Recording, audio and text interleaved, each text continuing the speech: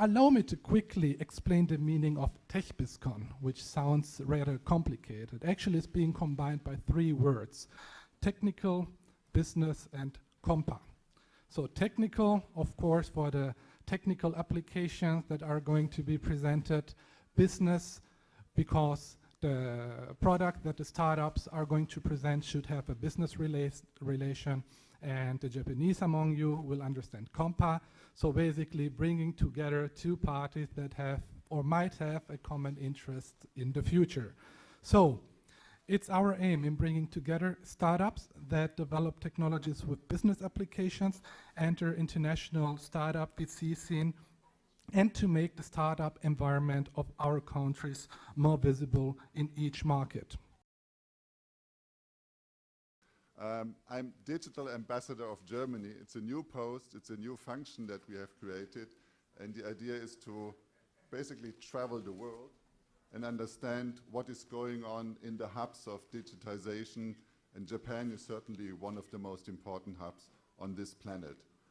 AI is a big subject in Germany these days. Only last week did the federal government agree on an AI strategy for Germany. So in the next couple of years, we will see 3 billion euros of investment, more than 100 new professorships will be created, and a lot of international cooperation. And who knows, in the end, there might be something in it for you as well if you have a successful startup in the field of AI.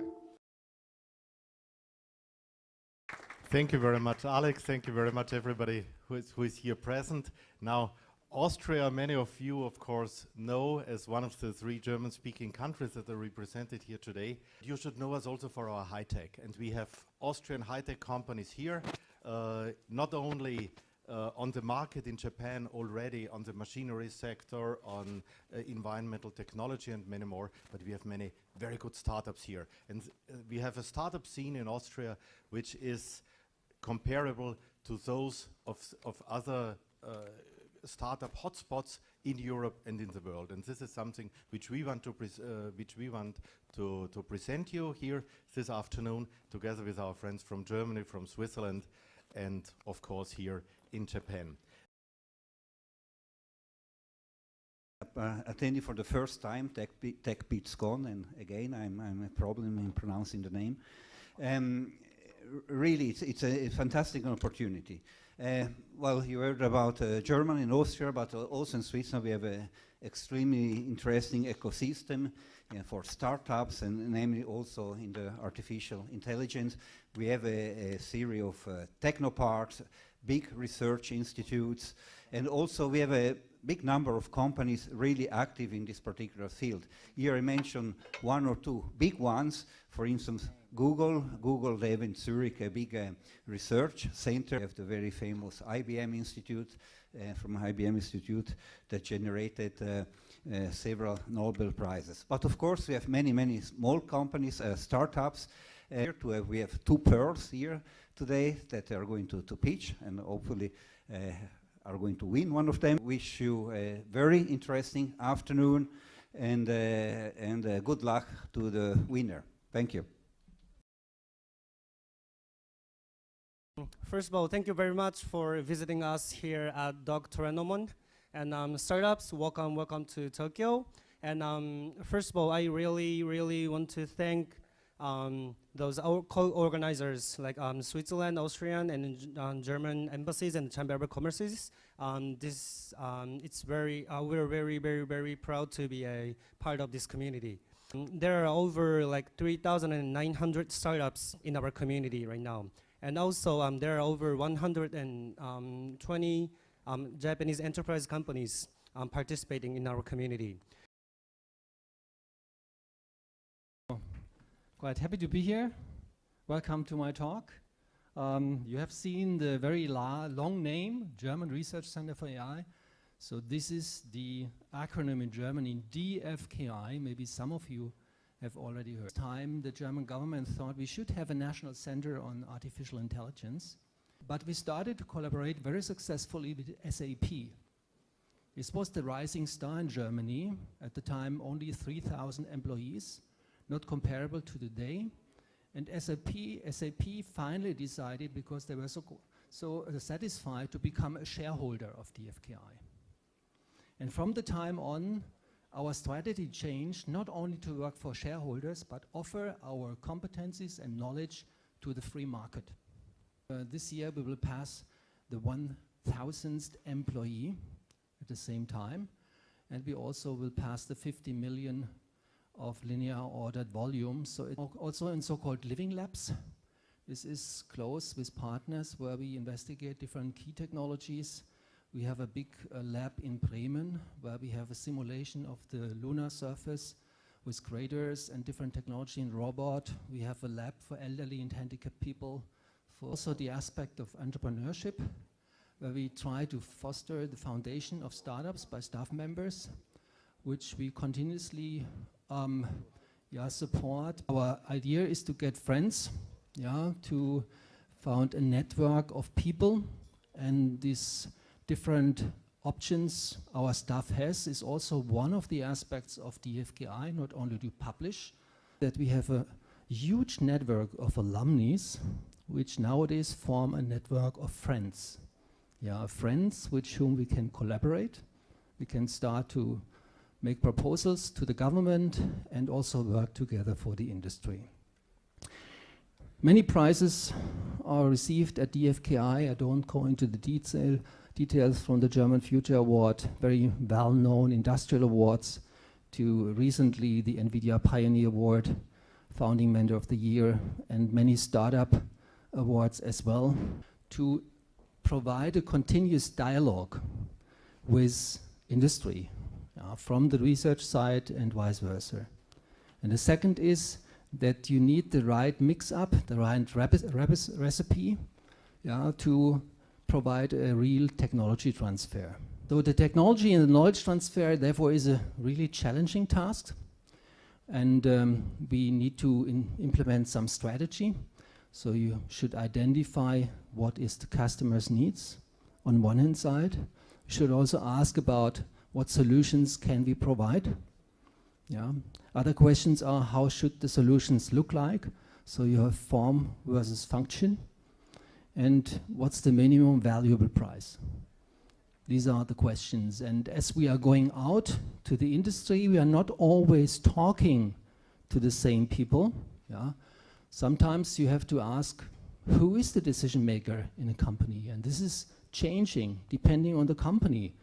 If you go company, you have these different dimensions: function, business, form, and technology. And if you are talking to product marketing managers, they have a specific mindset which is towards the form and the business. If you talk more maybe to MBAs, they're even more related to the business aspects. If you talk to the users, they want function. Nice tools. And if you talk to researchers, which are also making their decisions in the research departments, they are more towards technology. So the question is how to talk to him or her in a specific situation. So most interesting are the various questions here to be answered. The first one is, to whom should research knowledge be transferred? Who is the target person to make the decision? By whom should research knowledge be transferred? This means that you need someone who is able to address the vocabulary of the business people. The same also holds for the methods. What should I tell? So to convince them in a certain way. And finally, how should research knowledge be transferred? You need someone who is a technology and a competence carrier, and mostly also opinion leaders. So in DFKI, if we look for people who take over some responsibility, we take those opinion leaders who are knowledged and experienced and who are bridging the gap. And if one of those pieces is lacking, for example, if you don't have a vision as an entrepreneur or as a company founder, there is confusion. You have no real target to address. So if you are lacking in the terminology of your market, there's rejection. And finally, if there is no skill evidence, there's distrust in what you are promising to deliver. if you don't have the knowledge for a transfer strategy, there's frustration in the team and also at your business partner at the end. If you have no incentive system, nothing is going to proceed anymore. Yeah, there's stagnant things. And finally, if you have no action plan, there is completely chaos. This is about 89 startups DFKI founded in the AI field. The recent one is Vision Impulse, who is doing satellite image analysis. And many years ago, we also received the German Spin-off Award for this. So it's quite successful to transfer also technology to the market into spin-off companies. Austria, which is a perfect hub for startups. It's PaySafeCard. So it was in 2000 that 4 Austrians created cash for internet. Now PaySafeCard is a global market leader, which is based in Vienna, and you can find in 46 countries around the world. The next one is a very successful fitness and health app. It's fantastic. So it started in 2008 as a university project, and the company was founded in 2009. So actually today we can say that it's the most successful fitness app worldwide. It was in 2011 that it was the fitness app was downloaded like several million times. So at the moment they have 100 million registered users, and in 2015 they announced a strategic partnership with Adidas. The next one will be the technology company Bitmovin. 50% of the internet videos are based on Bitmovin technology. And in April 2018, they secured 30 million euro in Series B funding. What can we give them in Austria? So they would need access to talent, to marketing clients, to funding, financing, and also support. We have very qualified and productive personnel with diverse background, very often very multilinguistic, with a very good educational system. For example, vocational schools which are unique to Austria. We have apprenticeships, which is a kind of dual education. Vienna is definitely a talent hub because Vienna is the oldest and largest university city in the German-speaking region. So today we can say that we have almost 200,000 students in Vienna. 30% of those are international students. So we have a very investor-friendly tax system. We have standard corporate tax of 25%. We have also modern group taxation, which means that losses incurred in foreign subsidiaries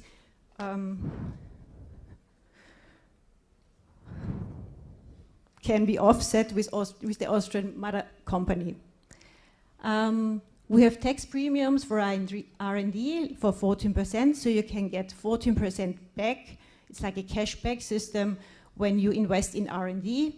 We have no trade tax. We have a lot of double taxation treaties, also one with Japan. We have no inheritance tax. We have no gift tax. So we have a unique funding system. Like 55% of startups get subsidies. Especially the funding for R&D is very unique. So besides direct incentives like cash and very low interest rate loans, you have the indirect incentives, which is a tax allowance of 14%. So if you invest in R&D stuff and in R&D material, as well as in real estate, you can get back 14%. Actually at ABA, we are cost-free, so it's cost-free consulting. We can talk about company foundation, legal and tax aspects. We can help you with the location search. As well, we can give you information on incentives, regulations, and business contacts. Today, we will have a short presentation about investment trend in deep tech, including AI and so on. So this is a graph of the total volume of the investment to the startup in Japan. So as you can see, the total volume which invest in startups are increasing.